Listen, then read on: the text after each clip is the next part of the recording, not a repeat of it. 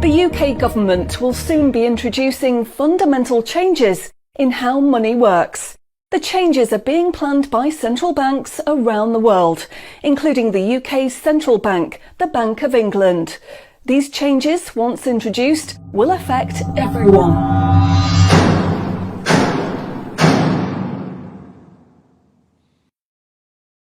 So, what are these changes really about? The changes being proposed will mean that you will no longer have full control over your spending.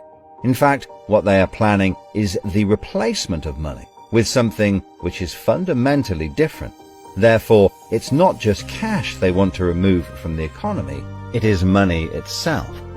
Pay attention, because if the new monetary system is allowed to happen, it will be very difficult to reverse, and could mark the beginning of the end of human freedom. In order to explain the changes that are being planned right now for your tomorrow, let's explain a little bit about how your money works today. Let's imagine that John decides to buy his daughter a birthday present from Argos. He chooses the product he wants, then pays £50 using his debit card. You might think that £50 is immediately transferred from John's bank account to Argos's bank account. But this is not what happens. A record is created showing that John's bank owes Argos's bank £50, and John's account will even show that the money has left his account, but the actual transfer of funds does not occur at the time of purchase. John's £50 purchase is one of about 50 million UK transactions that occur every day, and although in each case the account may show that the money has been transferred, the actual movement of funds between the banks only occurs once every day. Every 24 hours, all the payments made to and from each of the UK's 300 plus registered banks are added up to determine how much each bank owes the others. The Bank of England, which is the central bank that all other banks in the system are connected with, derives the total amount that each bank owes and is owed for that day. The Bank of England then intermediates and exchanges funds between all the other banks. So the Bank of England does not know anything about John or the £50 he spent on his daughter. John's money is just a tiny part of a huge transfer of funds. This means that the only organisation that can see what John does with his money is his own bank. The central bank cannot see what John spends his money on or when he spends it. And John's bank is under an obligation not to share details of his spending with anyone. This means that, rightly, there is a good degree of anonymity and privacy over what John decides to spend his money on. This, in turn, means that a government or central authority, such as the Bank of England, cannot directly restrict John when he uses his debit card, because it has no visibility of what John is doing with his money.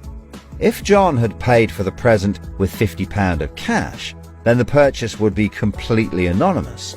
Nobody, including John's bank, would know what he had spent his money on. So, cash transactions are truly anonymous, and debit card transactions have a high degree of anonymity, because only your bank can know about them. So, what is this new system? The name of the new system is called Central Bank Digital Currency, or CBDC.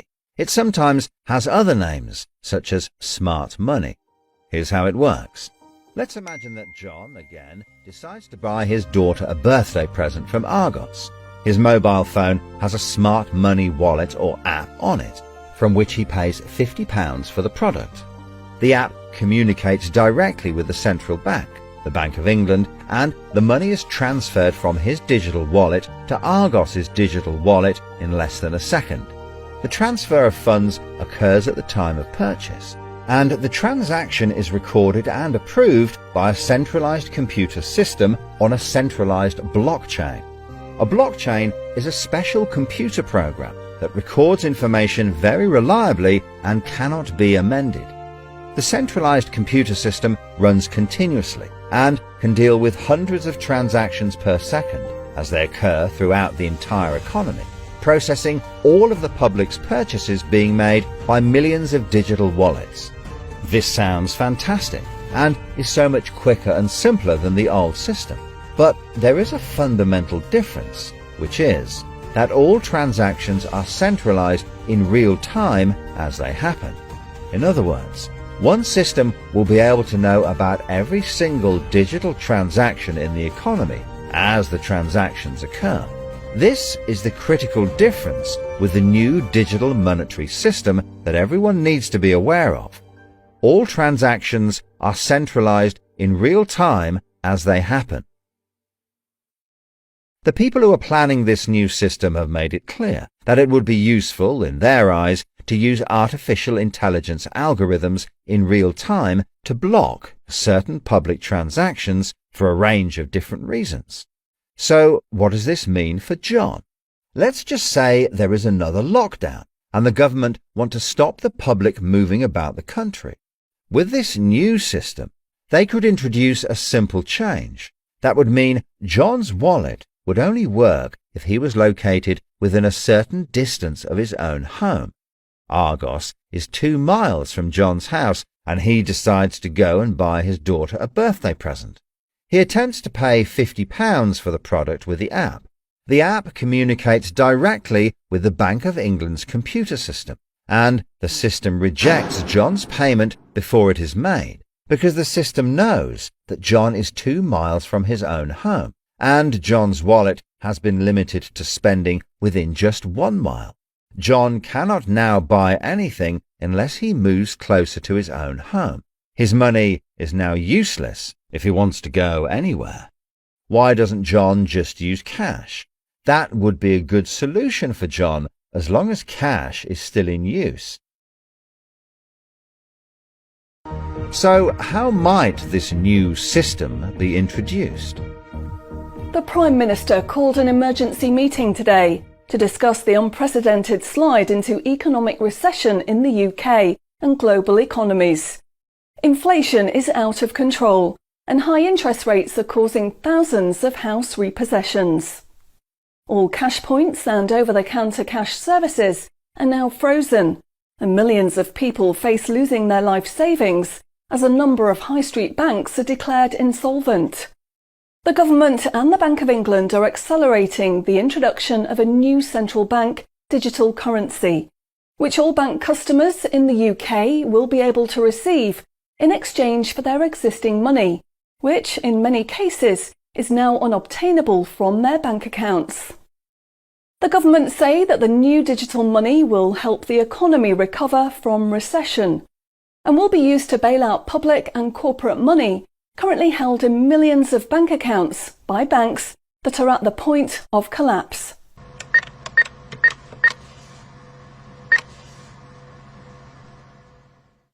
It says cash unobtainable from this account. It's frozen our money. Bleeding hell, John. How much have we got in the house? We've only got £120, and when that's gone, nothing. I don't believe it. The bank's frozen our money. We've got £25,000 in that account, and no way of getting it back. Download your central bank CBDC wallet app today and get bonus digital pounds free. If you exchange your existing bank funds into your digital currency wallet now, you will receive free digital pounds for each account you exchange. You can then spend from your digital wallet by using your phone app, exactly like a debit card. Download the free app now from the UK government website or the App Store. John, we need to download the digital wallet thing. See if we can transfer it in. We've got no other option, love. Wow, it's transferred, and it's given us some bonus money. I can't believe it. How do you know it's worked? It's worked, love. Everyone's using this money now. Right, I'm off down Tesco to try it out. Sorted. Recent figures show that the public's use of cash has halved in the last 12 months.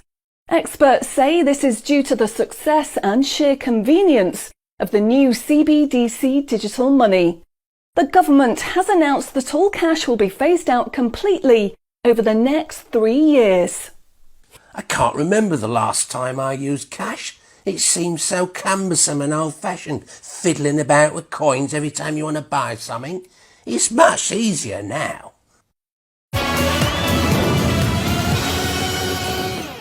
Have you seen the remote control, love? Look what I found. Remember these? What are you going to do with that? Well, I don't know. Look, why don't we keep it? I'll put it in a picture frame. My name's Charlie.